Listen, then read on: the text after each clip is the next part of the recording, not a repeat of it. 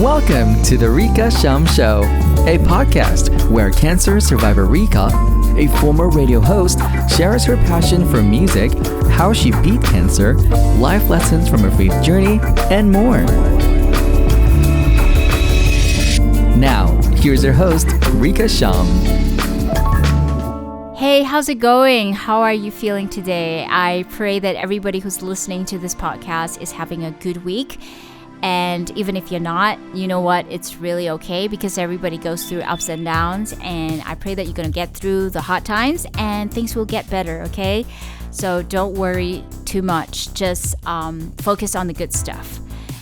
Yeah, so back to thanking you. You know, you could have listened to other super amazing, incredible, big, mega hot topic podcasts, but you chose to click onto mine or you've stumbled across my podcast. So you're stuck with me now. I'm just kidding. Well, I'm so grateful for you, okay? I really am. You know, thank you for spending these couple of minutes to listen to this podcast. And if it speaks to you, do share it to somebody, okay? Thank you. So the Rica Sham Show podcast, there are 3 episodes already in the music series where I featured 3 musical guests from my hometown. They're all English singer-songwriters who are, you know, super creative people, and they even performed at the show. So go check it out on YouTube. Yeah, so it's so much more awesome there. Search for my name, Rica, Ricasham, Sham, so you'll be able to watch the episodes there. So this is not the music series, it's the cancer series. Yeah, the big C, because if you listen to the podcast intro, you'll know that I am a cancer survivor, a recent one. And I used to be a radio broadcaster. In fact, I was working for Malaysia's #1 English radio station for 7 years. And after that, I decided to pursue a diploma of sound engineering, you know, sound production. So I actually went to Australia, Melbourne, to study for 9 months. Well, I had a blast. I had a great time there. And I came home back to Kota Kinabalu, Sabah, the end of September 2018. And I was then diagnosed with cancer. Wow. I know. It's just not easy to talk about it even until today. It's 2021 now. So I guess it took me some time to, you know, just be ready to share it like this, so raw and so real. So back in 2020, around August, I wrote an article about my cancer journey on whyami.today, and it is titled, "I thought cancer would ruin me, but it gave me a new beginning." Looking back now, I do think, and I still agree, that cancer did give me a new beginning. And you must say like, hey, come on, that's so horrible. Why would you say it's a new beginning? Well, there's always hope in life, and I did have the hope, and I still have the hope. I'll uncover more reasons why I say it's a new beginning in future episodes. But I thought I just want to read you this article and also add in some of my comments. Well, if you want to read it yourself, the link is on my website, linktree/Rica Sham, and you can just, you know, click onto my bio and you'll be able to see the article. So here it goes. I was 34 when I was diagnosed with nasopharyngeal carcinoma. In short, it's called NPC, a type of head and neck cancer behind the nose. But what hit me like a ton of bricks that day was the news that followed. My cancer had already advanced to stage 4A. So stage 4 is actually the final stage, and there's ABC. So I'm at A, 4A that time. The year was 2018. I just returned to Malaysia with mixed feelings after completing my diploma course in Melbourne, Australia. You know, I actually didn't want to come back. But yeah, so I had to because, you know, the student visa was expiring. So yeah. While euphoric that I had attained a distinction for my course on audio engineering and sound production, I was sad that I had to leave the place that I had grown to love. I would still love to visit Melbourne soon. Back then, the signs had already started to show, but I did not make much of it. Before leaving for Melbourne, I noticed that my right ear was blocked as though there was water stuck in my ear. So that happened in December 2017, so I actually had cancer already, but I just didn't know. But a trip to the ENT specialist allayed my fears, so just days before I went to Australia, I actually went to the ENT. There were no serious problems aside from the blocked ear, so I was advised to go for a review the following month, but I was already leaving the country the same week, so I decided to put it off. Over the 9 months I spent in Melbourne, the symptoms persisted, so I had the ear block on my right ear the whole time. Towards the end of my stay, I would get headaches and jaw pain on the right side of my face, but aspirin seemed to solve the problem each time. Yep. And though my hearing was muffled, I did not feel any pain and was still able to do well on my sound production course, so praise God for that. It was only after I returned home that I decided to get my ear fixed once and for all so that I could regain my hearing ability for my line of work. I came back in late September 2018. That very same week I went to see the ENT. So this time, the doctor insisted that I take a biopsy test. And that was when my husband and I realized how bad things really were. So within the same week, I received the biopsy test result and a CT scan report. So I was confirmed to have NPC stage 4A. We were both in disbelief and distraught by the news.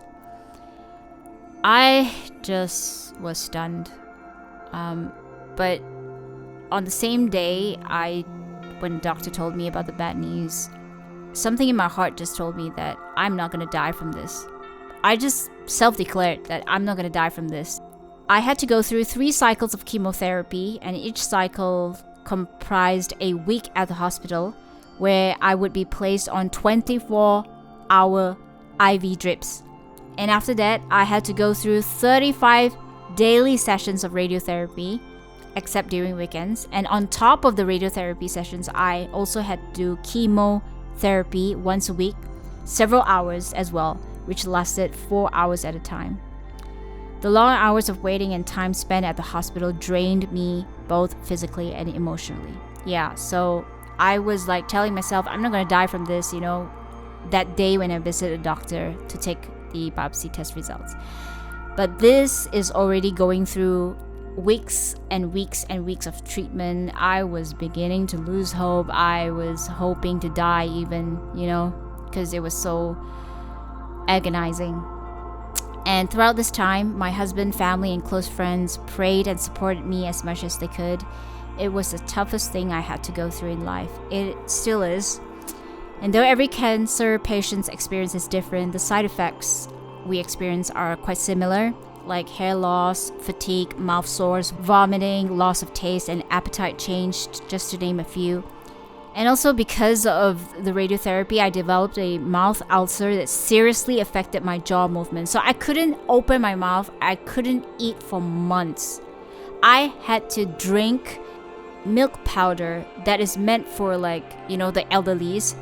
I had to drink those every single day, 6 cups a day for months, for at least 4 months, I think. That was the most agonizing part of my life. I could not open my mouth at all, which meant I could not eat any solid food. I spent 4 to 5 months on nothing but a liquid diet, so that's why I lost so much weight. Drinking formulated milk powder 6 times a day, I felt constant pain inside my mouth due to the ulcer. I couldn't sleep or rest well, so I had to take painkillers daily to manage the pain. I took morphine every single day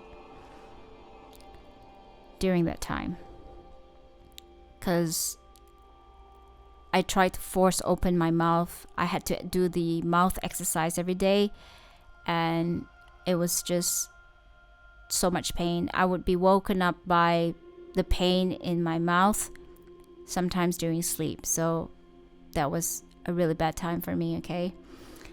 I felt like I could not go on. I begged God countless times to take away the physical pain I had to endure from the side effects of chemotherapy and radiotherapy. Yet each time, God reminded me through His words, people, events, and prayers that He was always there for me and He will never forsake me. God's words brought me comfort whenever I was on the bed receiving radiotherapy, when all I could do was meditate and recite His words in my mind.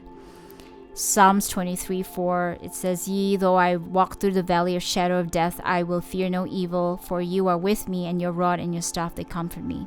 So when I was laying on the radiotherapy table, it was a 20-minute session. I was strapped on like a mask, a huge mask that covers until my shoulder, like a mummy. Yeah, just imagine a mummy. I'm being strapped on the table, and for 20 minutes I cannot do anything or say anything. I could only think and meditate God's words. So I just repeated these Bible verses in my head throughout the whole time. So by God's grace, I was able to pull through from treatment to recovery. I still feel emotional writing about this now, even though it's been more than a year since I went through treatment, which lasted 6 months from October 2018 to March 2019. As of today, my cancer has been in remission for over a year, and my latest CT scan report shows no signs of cancer. So that was in the article. I wrote this a year ago. So now, December 2021, I am in remission about 2 years plus now, and my CT scan report in September 2021 shows no sign of cancer as well. So yeah, yay. I'll continue to read. Many people cannot believe my transformation after cancer, as I now have returned to a normal BMI. Like, truth be told, nobody could recognize me. Nobody could, especially when you have a mask right now, right? Because of COVID. No one recognized me when I just finished my treatment, because I lost so much weight. I think my total weight loss was 15 kg, I think, about that. Alright, so some even wondered if my cancer was merely at an early stage, since I don't look scrawny or undernourished, with my hair growing back fully and my skin completely healed from radiotherapy burn. Yes, it did. This is truly God's miracle in my life. Instead of cancer ruining my life, it gave me a new beginning. I've learned to reevaluate what is important in my life, cherish the time I have with my loved ones, because life is short. Before having cancer, I tend to overwork, but now I make it my priority to take care of my health. I learned to appreciate the little things in life more. Even eating makes me so happy, because I wasn't able to eat for a while. That is so true. I have learned to be patient and encouraging to others. I am still learning, seriously. I am still learning to be patient. Of course, there are things I still need to work on adjusting to, like developing a healthy lifestyle, building up my confidence, which I am still doing, scheduling doctor reviews every so often. I've also been contemplating what my future should be like, what's my next move, what would be my next mission. Although I may not have all the answers from God, I want to be a voice of encouragement and share my story to whoever is willing to hear it. I want to encourage those who are fearful and are experiencing dark times to trust and have faith in the Lord, and to know that they are not alone in this fight. God's promises are trustworthy, and He gives us hope. Wow, that was powerful. Because of this article, I started to share my story to platforms on the newspaper, church, and to my friends and family. And I gotta tell you, because of this journey, people started reaching out to me, and in some ways, they see me as a light, a hope in their darkness, you see. I'm not saying that I am their savior. I'm saying that I was able to just help them with something, gave them a little prayer, or tell them about the tips how to manage cancer care, or just be there to encourage them or hear their story. I am so honored for that. So yeah, I'm looking forward to the next episode where I'll talk more on this. So thank you for listening to this podcast. I hope it encourages you, and please share this. I'm on YouTube, Spotify, Instagram, Facebook, Twitter. Just search for my name, Rica Sham, Ricasham, and I'll see you next episode. Take care.